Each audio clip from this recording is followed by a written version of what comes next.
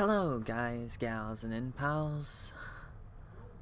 Let's talk about unions. Unions got us a lot of what we got today. Breaks, 8-hour workdays, PTO, name it. It probably came from unions. So let's talk about them. A year ago, I made a shit video covering unions, as most people would call it, a anti-union video, explaining the problem with unions, union dues, etc. Frankly, it was rushed. I had no script made up for it, and I frankly was speaking from my uneducation about unions, and I turned down a union job because of my anti-union stance.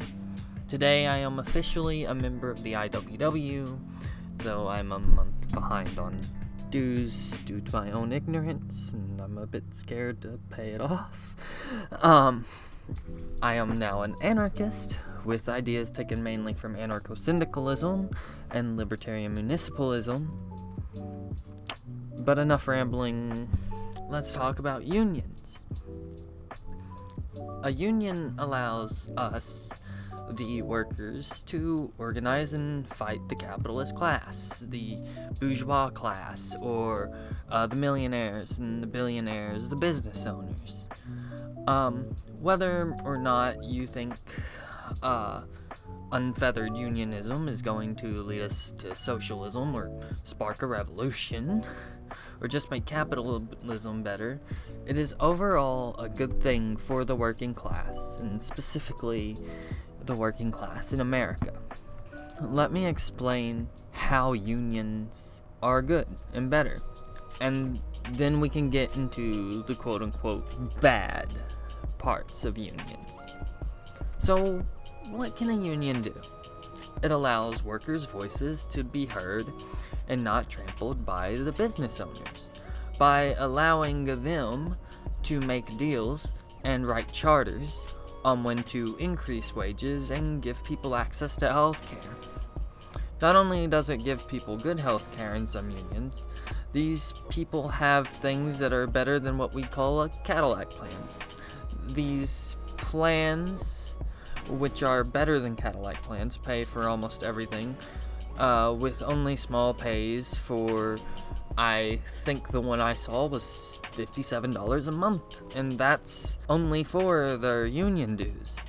Unions also allow workers to make more money on average than non-unionized workers, which you can see from BLS.gov stating, among full-time, wage, and salary workers, union members had a median usual weekly earnings of $1,095 in 2019, while those who are not union members had a median weekly earnings of $892. And the link can be found in the description of the video here. Union members often have better benefits than non-union workers.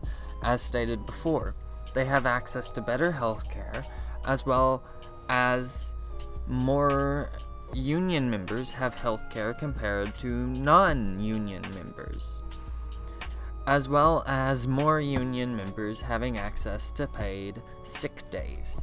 Because, well, if you're sick, you're fucking sick.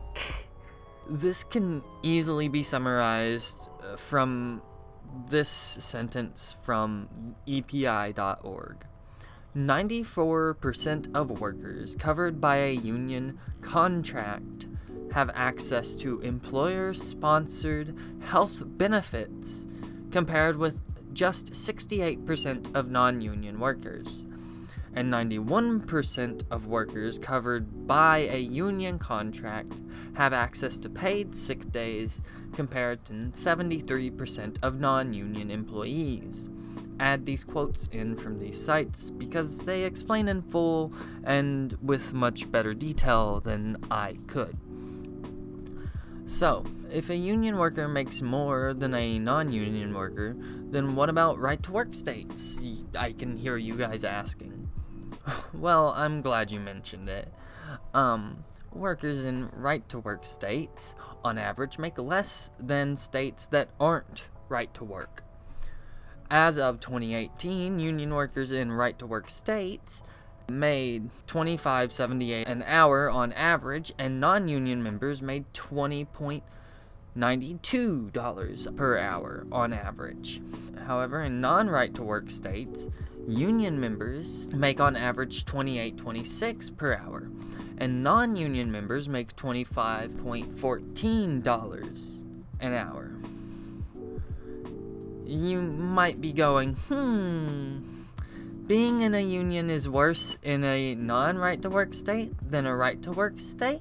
However, it is known that the wage increases from increased union and union members causes non-unionized businesses to increase their wages to stay competitive with unionized businesses, thus increasing wages for non-union members too, which is good for the economy, obviously.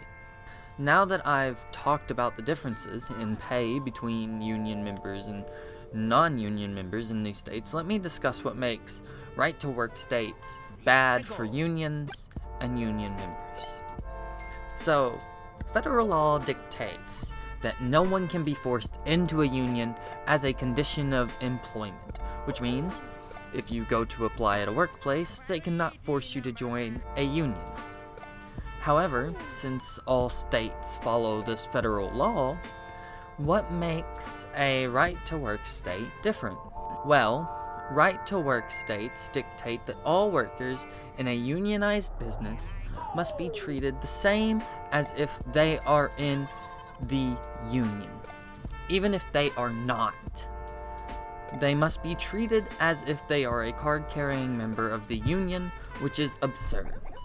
It is similar to if you have $2,000 and some dude walks into your house and goes, "The government said I could take half your money because we all need an equal share of the pie."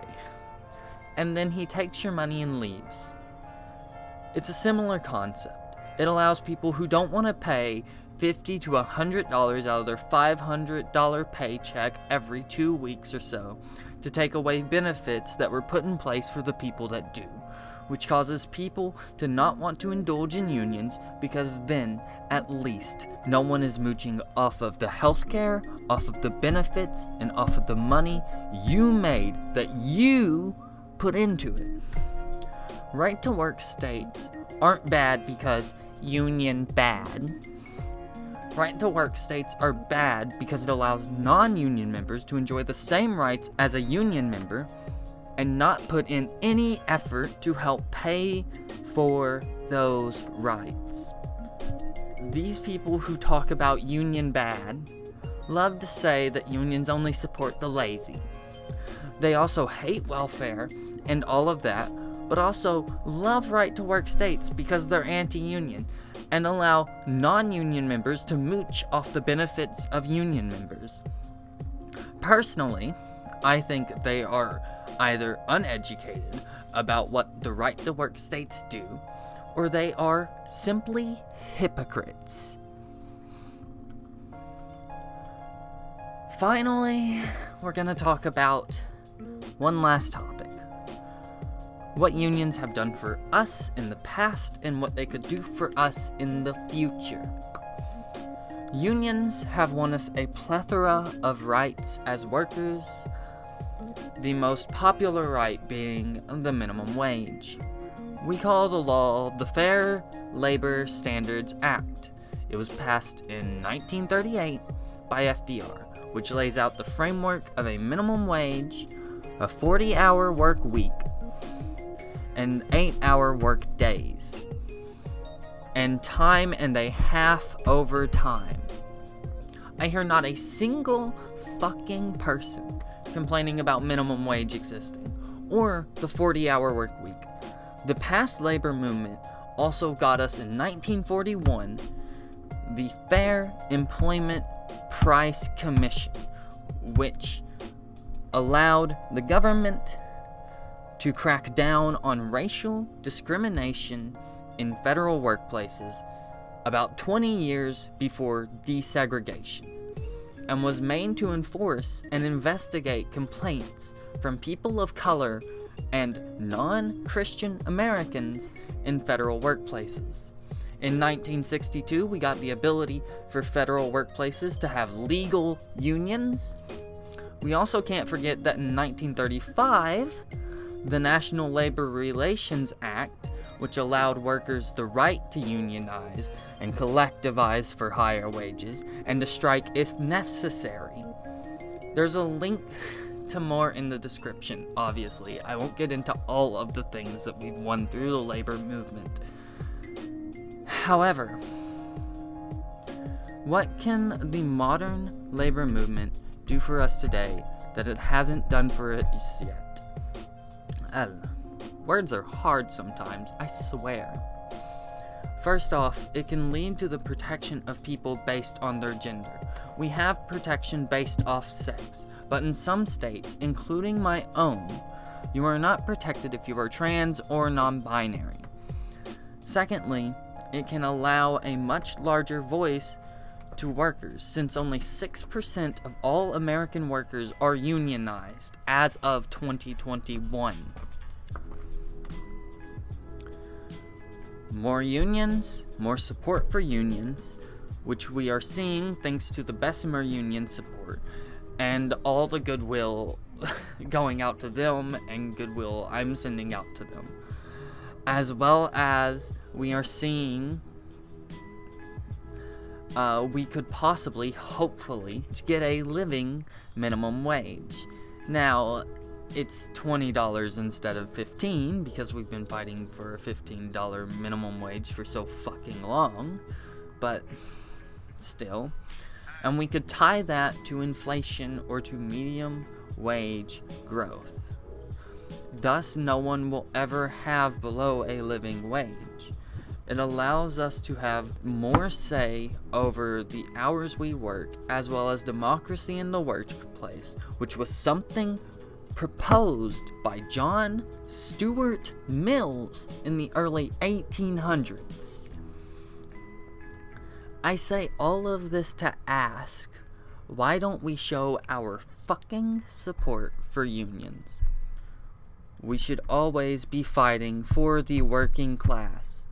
Even if you disagree that unions will lead us into socialism or lead us to the revolution, they are a necessary part of not letting us, the working class, the workers, the poor, die.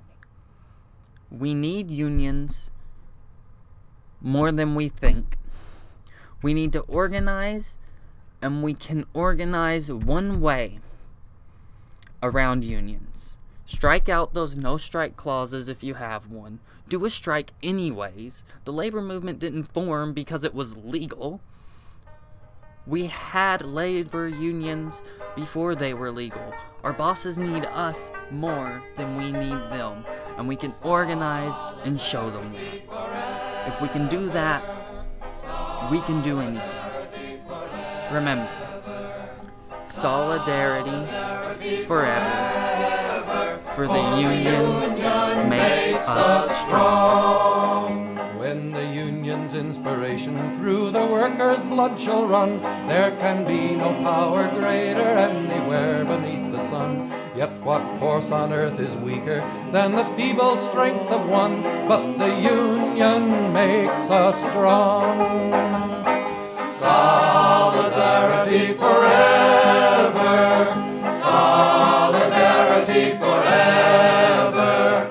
Solidarity forever. For the union makes us strong. It is we who plowed the prairies, built the cities where they trade, dug the mines and built the workshops, endless miles of railroad laid. Now we stand outcast and starving mid the wonders we have made, but the union makes us strong. Solidarity forever. Solidarity forever.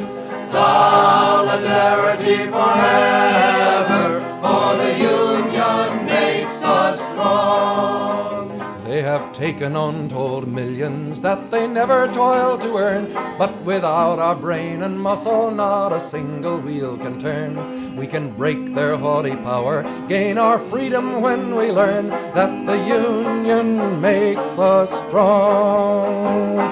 Solidarity forever, solidarity forever, solidarity forever, for the Union makes us strong. In our hands is placed a power greater than their hoarded gold, greater than the might of atoms, magnified 1,000-fold. We can bring to birth a new world from the ashes of the old, for the Union makes us strong.